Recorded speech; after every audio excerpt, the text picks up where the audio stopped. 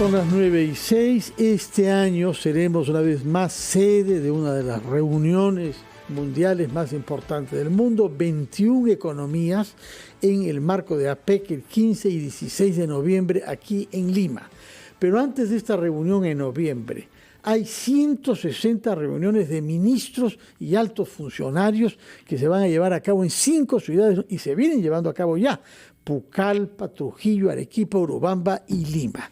El organizador de todas estas reuniones de altos funcionarios de las 21 economías del mundo es el embajador que se haya con nosotros. Le agradecemos por su presencia acá y que ha participado ya en esas reuniones y que además tiene la experiencia de las 2 veces anteriores en que hemos sido sede. De manera que queremos conversar con él para que nos diga qué es lo que se ha hecho ya y cuál es el calendario de las reuniones que nos conducirán hasta el 15 de noviembre. Bienvenido, embajador. Carlos Vázquez, ¿cómo está? Buenos días. Buenos días, muchísimas gracias por haberme concedido la oportunidad de conversar con ustedes sobre tanto lo que hemos avanzado en la primera reunión de altos funcionarios y eventos conexos que se celebró aquí en Lima entre el 24 de febrero y el 8 de marzo pasado, como las reuniones que se nos vienen tanto en mayo como en agosto y como en noviembre. En esta primera reunión de altos funcionarios creo yo que hubo resultados bastante promisorios al juzgar por los comentarios que hemos recibido de los delegados de las 21 economías APEC que participaron en estos foros.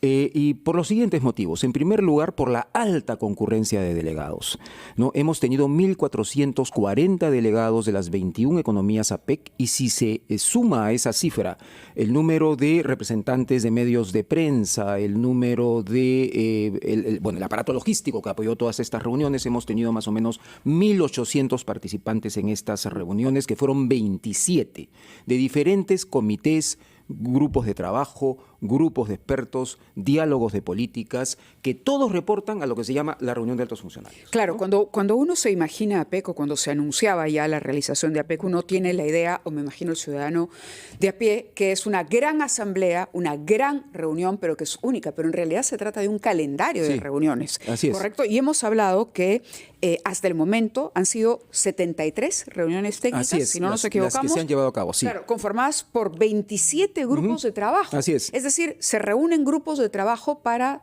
abordar temas en particular. ¿Y podría usted de pronto detallarnos cuáles han sido estos temas que ya han sido abordados por estos grupos durante estas reuniones? Bueno, sí, hubo un grupo de trabajo sobre energía, ¿no? Ha habido el grupo de trabajo sobre salud. Ha habido el denominado partenariado de políticas sobre seguridad alimentaria, el partenariado de políticas sobre ciencia, tecnología e innovación. Y se han reunido los 3 comités centrales de APEC, ¿no? Que reportan a los altos funcionarios. El Comité Económico, que está coordinado fundamentalmente por el Ministerio de Economía y Finanzas, el Comité de Comercio e Inversiones, que lo coordina el Ministerio de Comercio, y el Comité de Cooperación Económica y Técnica, que lo coordina el Ministerio de Relaciones Exteriores. Todos estamos perfectamente coordinados en términos de los resultados. Claro, y al margen de que se hable y se discuta, por supuesto, ¿cuál es el impacto positivo que puede tener en el desarrollo de un país como el nuestro, más allá de ser la sede y de alojar del movimiento que esto suscita, los compromisos que se puedan adquirir en estos grupos de trabajo? Bueno, ¿Y qué podría contarnos al respecto? Bueno, sí, fíjese, nosotros lanzamos en diciembre del año pasado el lema y las prioridades APEC 2024, que fueron asumidas por todas las economías APEC. Este lema se basa en 3 conceptos fundamentales: empoderar, incluir y crecer, ¿no? Y en función de estos 3 conceptos fundamentales hemos propuesto 3 prioridades, ¿no? La primera prioridad es comercio e inversiones para un crecimiento interconectado e inclusivo. Una segunda prioridad que en términos de la realidad económica del país es particularmente prioritaria, que es innovación y digitalización para promover la transición hacia la economía formal y global. Y por último, el crecimiento sostenible para un desarrollo resiliente que tiene que ver con asuntos de carácter ambiental. En cada una de estas prioridades nosotros esperamos obtener lo que en el lenguaje APEC se denominan entregables, ¿no? En el caso de la prioridad sobre economía informal, lo que queremos es adoptar conjuntamente con las 21 economías APEC una hoja de ruta para la transición hacia la economía formal y global. Me imagino que somos de los países más informales en nuestros grupos. Bueno. O sea, para ponerlo así, le digo porque esto destaca la importancia precisamente de abordar esos temas y el solo hecho de que uno se comprometa a hacer algo o alcanzar una determinada meta a través de esos productos que usted ha descrito bien, se denominan entregables. Hace que uno sienta que es útil finalmente APEC. Más allá, le decía yo, del intercambio, que siempre es bueno ponerse a conversar o, qué sé yo, a conocer la experiencia de otro país, algo concreto para el ciudadano. Es decir, para que usted tenga una idea, se desarrolló un estudio en la unidad de apoyo a las políticas, que es el think tank de la Secretaría APEC en Singapur, que además lo maneja un peruano. El director de esta unidad de apoyo a las políticas es un peruano que se llama Carlos Kuriyama. Y él desarrolló un estudio sobre la base de una serie de datos procedentes del Banco Mundial, el Banco Interamericano de Desarrollo, el Fondo Monetario Internacional. Y llegó a la conclusión de que la economía más informal de todas las economías APEC es precisamente la peruana. Bueno, por eso lo estoy preguntando, estoy insistiendo en ese tema por algo. El 56% de nuestro PBI se explica, de acuerdo a este estudio, por la economía informal. ¿No? Ahora, hay otras economías APEC que también son bien informales. O sea, hubo una serie de hallazgos bastante sorprendentes. Por ejemplo, Filipinas, por ejemplo, Tailandia. Tienen niveles de informalidad que llegan al 40%. México, ¿no? Indonesia y México. Así es. Ahora, hay una particularidad que yo quisiera que usted te explique. Este es un foro que funciona muy bien y que se reúne todos los años, que reúne a grandes personalidades políticas del mundo, el presidente de China, hemos tenido acá, el presidente de Rusia, el presidente de Estados Unidos y demás. Pero sin embargo, no es una reunión de estados. Quienes asisten no vienen en su calidad de jefe de estado. Esto es hecho naturalmente para que puedan estar presentes Taiwán y Hong Kong. Hong Kong no es un estado y Taiwán no es reconocido por la mayor parte de los países del mundo, como el Perú, y tampoco por Estados Unidos. Yo quisiera que nos explique cómo han logrado este misterio diplomático que permite que, pese a que no son considerados jefes de Estado, asistan los jefes de Estado y asistan jefes líderes de economías, como se les llama, que no son Estados. Bueno, esto fue una especie de acuerdo diplomático al que se llegó en los años 90. O sea, el APEC se funda a fines de los años 80, ¿no? Y logra en el año 93 elevar por primera vez reuniones de los denominados líderes, porque antes solamente eran reuniones de carácter ministerial. Y quien le dio un buen impulso a las reuniones APEC a mediados de los años 90 fue precisamente Estados Unidos bajo el gobierno del presidente Clinton. Para que China pudiese aceptar la participación de Hong Kong, que además en el lenguaje APEC se llama Hong Kong, China, y para que pudiese aceptar la participación de Taiwán, que en el lenguaje APEC se llama China Taipei, chino o Chinese Taipei en inglés, se tuvo que cambiar el lenguaje, porque si hablábamos de estados, estábamos implícitamente reconociendo a Taiwán como un estado, en fin, por aquellos países que no lo reconocen como tal. Que son la inmensa mayoría. Por lo tanto, se llegó al acuerdo sobre este lenguaje. Es decir, no hablar de estados, sino hablar de economías. Y no hablar de jefes de estado y de gobierno, sino hablar de líderes. Claro. Habría que aplicar esas fórmulas a la política interna peruana. Sí, claro que sí. Nos dirá, por favor, si se puede aplicar, pero sobre todo nos dirá los objetivos sectoriales. No solamente es la reunión de noviembre de los no jefes de Estado, los líderes de economía. Pero entre tanto hay temas mujeres, comercio, y eso nos lo dirá, por favor, el embajador Vázquez después de una breve pausa. Son las 9:19, estamos conversando con el embajador Carlos Vázquez Corrales, quien es el organizador principal de este evento de APEC, que va a dar lugar a una reunión cumbre el mes de noviembre en Lima, pero antes de esos 160, me parece, al menos reuniones en Urubamba, en Pucallpa, en Trujillo, en Arequipa y en Lima.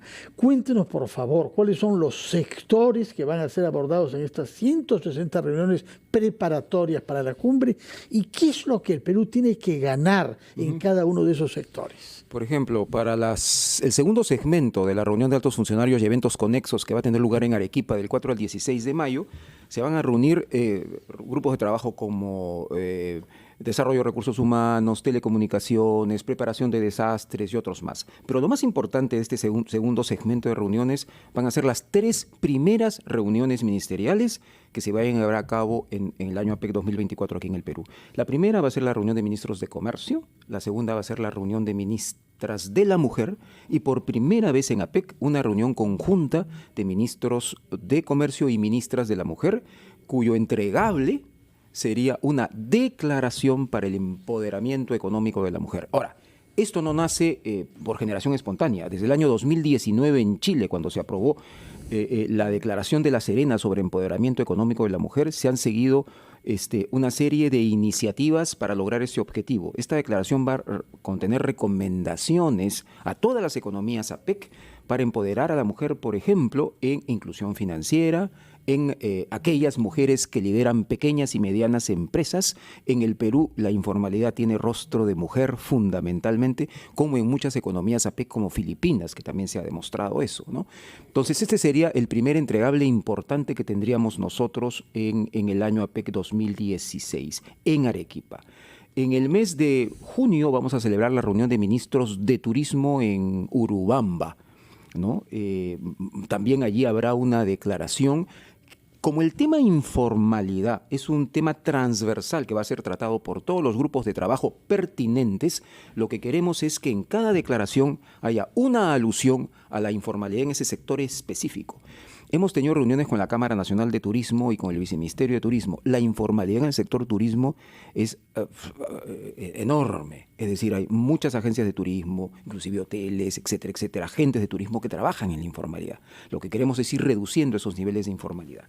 Ahora, hemos llegado también a la conclusión, gracias a un diálogo de políticas sobre informalidad que tuvo lugar ahora en el Centro de Convenciones de Lima en la primera reunión de los funcionarios, donde participó como expositor central el doctor Hernando de Soto, ¿no? Y hubo representantes especialistas en el tema informal del Banco Mundial, del Banco Interamericano de Desarrollo, del Fondo Monetario Internacional y de los gobiernos de Nueva Zelanda y de Malasia.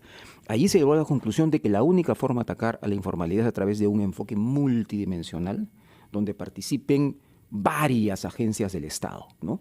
Porque tenemos que hablar de reformas estructurales, temas de reformas del sistema pensionario, del sistema de impuestos. O sea, son reformas duras, difíciles, pero si no se acometen y se complementan, por ejemplo, con altos niveles de capacitación en materia de tecnologías digitales, en inclusión financiera para las pequeñas y medianas empresas, va a ser muy complicado ir reduciendo los niveles de informalidad, ¿no?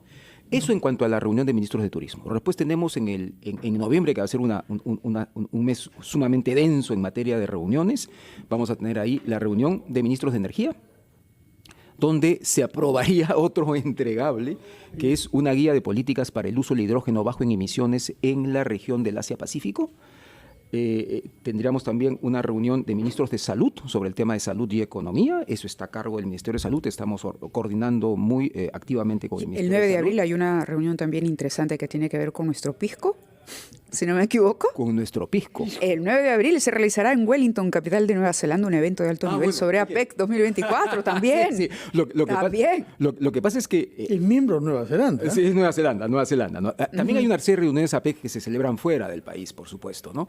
Y tenemos el programa que se llama APEC Ciudadano, para acercar el APEC a la ciudadanía. En el caso de este primer segmento de reuniones, hemos tenido varios eventos en universidades, en la Universidad Católica, en la Universidad del Pacífico, en la UCIL, en la UPC, con participación de expertos de los países APEC. Ahora, ¿nos ha dicho usted cuál es la magia de nombres que ha permitido que se reúnan estas 21 economías, sin que se les reconozca como países, porque no todos lo son?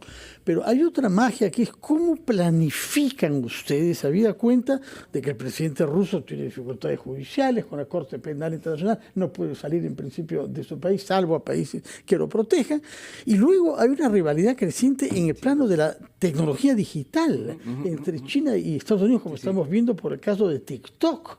¿Cómo anticipar lo que, y por supuesto las elecciones en los los Estados Unidos que tendrán lugar 2 semanas antes de la cumbre APEC. No sabemos quién será el presidente electo 2 semanas antes. ¿Cómo hacen ustedes para tener los escenarios posibles de lo que pueda pasar de aquí hasta entonces, habida cuenta de que son países que tienen turbulencias políticas por el momento impredecibles? Bueno, en el año 2016 fue relativamente fácil manejar el foro APEC en la medida que había una convergencia de criterios en torno a lo que se pretendía como objetivo último de la APEC, que era el área de libre comercio del Asia-Pacífico.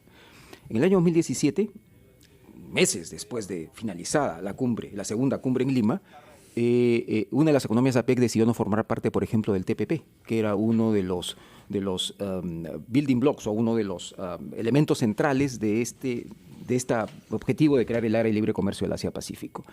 Y luego vino la rivalidad tecnológica y comercial creciente entre 2 economías muy importantes de APEC, ¿no? Y luego los efectos de la pandemia, que fueron terribles, muy severos, y finalmente la emergencia de tensiones geopolíticas en los últimos 2 años. Entonces, el ambiente es bastante más enrarecido que hace 8 años. Y lo que nosotros... Sin contar que habrá un nuevo presidente, o más seguramente una nueva presidenta de México. Ya no está López Obrador, habrá una mujer, yo estoy seguro. Así es, el 1 de octubre asume la nueva presidenta de México, es muy probable que sea una dama, y bueno, ella decidirá si participa o no en la cumbre APEC. Todos ellos van a ser invitados, ¿no? Incluido el presidente Putin. Ahora, en el caso del presidente Putin la cosa es un poquito más complicada, ¿no? Porque nosotros somos miembros del Estatuto de Roma y estamos obligados por las cláusulas del Estatuto de Roma en el sentido de